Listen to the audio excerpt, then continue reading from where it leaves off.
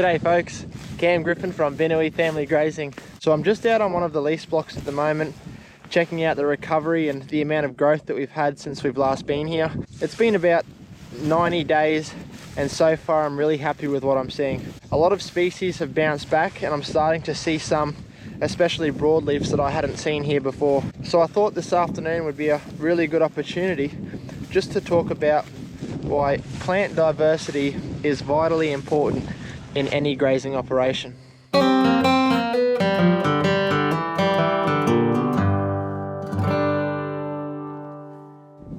why would someone want diversity in their pasture? Well, I think the best way to answer that is we're trying to create a system that mimics nature. We're trying to simulate how it's always functioned, and that is in a diverse range of grasses, legumes, forbs and trees. You'll never see out in nature just one species growing. You won't ever see just corn, you won't ever see just oats, and you won't see a 100-acre paddock of just canola. So having plant diversity is as important for animal health as it is soil health. So as a plant grows, it uses its leaves as a solar panel to collect carbon, sunlight and water. And from there, it sends it down in the form of carbohydrates and root exudates into the soil. It begins to feed that soil life, the bacteria, the fungi and the earthworms. Here's a nice earthworm just as an example of the life in the root zone. So we get that the plant's photosynthetes feed the microbes in this root zone, but each plant, grasses or legumes, have photosynthetes that are unique to this individual species. So here I've laid out some of the species that I've found in this paddock. We've got some thistle, some jute, some Rhodes grass, some verbena, phasey bean, secastylo, and another species of thistle. And so by having a broader range of grasses and broadleafs throughout your mix, you've got a broader range of complex sugars that you're sending down into the root zone, and therefore a larger population and a more diverse population of bacteria, fungi and other protozoa that you can feed. The more variation you have in plant species, the more variation you're going to have in plant root structure. And so by having a variation in root depth, we're able to more efficiently reach different parts of the soil profile. Plants like our seca, our legume with a long taproot, is able to reach right down into the subsoil and draw up moisture even in times of extended dry, so we can still get some good growth even in a drought. Plants like our thistles and this bull thistle, they've got really thick taproots, which helps break up that soil and reduce compaction. This is a frosted phasey bean plant, and it's already starting to get some nodulation. So this is atmospheric nitrogen that the plant's able to fixate in the soil with the help of rhizobia. Once again, just playing its part and drawing down free nitrogen. As you can see in the grasses, they have a really shallow root zone, however they have a really high volume of fibrous roots.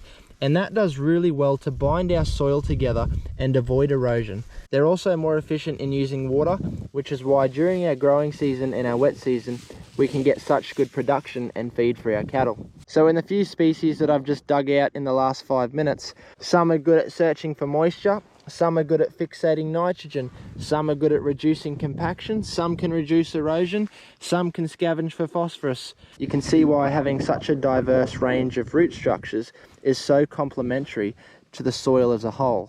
Another huge advantage of having diversity in plant species is the difference in leaf structure. So at the end of the day, we are grass farmers and you can't grow grass without sunlight. So essentially, we're in the solar collection business. So we want grasses, but we also want broadleafs. Different leaves capture different amounts of sunlight at different times of the day. The aspect of the sun is always changing, so at different parts of the day, we're going to be capturing different amounts of solar energy depending on what species that we have. The likes of this little jute plant would have been capturing a lot of solar energy during the middle of the day when the sun was directly above it. However, now as the sun begins to set and it's shaded out by this more mature tuft of grass, it's no longer capturing solar energy. So that's why it's important to have our grasses to capture the sun during the morning and the afternoon. So while this is a thistle and cattle won't graze it, Mother Nature has shot this up because no other plant will grow in this area. The pure surface area and the amount of sunlight that it could capture and the amount of sugar and carbohydrates that it could pump into the soil are absolutely phenomenal. So like the diversity of microbes that different plants feed underground, we're also looking to attract a larger variety of insects and pollinators to our paddocks. So with all the different seed heads and the different flowers across our property, the different scents that they give off, we're able to attract a broader range of insects and pollinators to our area. And like our plant species, when we breed up a diverse range of beneficial insects, we then increase the resilience of our grazing enterprise. And that's the beneficial insects. Sometimes we might not be so lucky, and there may be an outbreak of a certain pest or a certain disease that favours a species of grass or legume. So if all we had was Rhodes grass, and a disease broke out that only attacked the roots of Rhodes grass, then we'd probably be in big trouble. But with diversity, we're going to have populations of plants that aren't going to be affected and continue to keep growing. So now that we've talked about some of the benefits to soil health through plant diversity, it's worth touching on why it's so important for our animal health. So over thousands of years, cattle have instinctively learnt how to balance their own diet. So every plant has a different chemical composition and it reacts differently inside the rumen. When we plant just a monoculture of forage crops, whether it be oats, wheat, barley, forage, sorghum, just corn in a feedlot, we're taking away that cow's ability to balance its own diet. There's lots of research out there that's found that cattle are able to circumvent toxicity issues if we give them a diverse salad bar to eat each day. And so it's pretty cool to watch. They just know that a certain plant has a certain mineral composition, and that if they just have a little bit of it and a little bit of that, a bit of that grass, a few of those flowers, that they're going to feel a certain way, and it's going to bring them back to that normal healthy state. Some plants have medicinal properties, some have anti-parasitic properties, and so we can really reduce our vet bills if we just allow the cow to eat and be a cow. None of us are cows. No one identifies as a cow, even though some people are identifying as whatever they want these days. So we need to stop acting like we know what's best for the cow and allow it to choose. A field of just oats or just forage sorghum is the equivalent of us eating just a sandwich for breakfast, lunch and dinner, breakfast, lunch and dinner, breakfast, lunch and dinner every day. You can imagine how your gut would react. It's the diversity that the flora and the fauna inside you need to feed on. Another advantage of having different plant species throughout our pasture mix is that different plants mature at different speeds. So throughout our growing season, we can have a staggering of plants that are at their highest nutrient value. We don't just have, say, one crop that's all going to peak. It's going to peak at its highest nutrient value and then it's going to decline. So let's say one species comes up to peak nutrient value, and as it begins to decline, we may have another species, a grass, that's just on its way up, and that's going to be available for our cattle to forage on. And lastly, if you're a grass-fed meat producer, diversity is everything. As we said before, the chemical and mineral composition of every plant is different.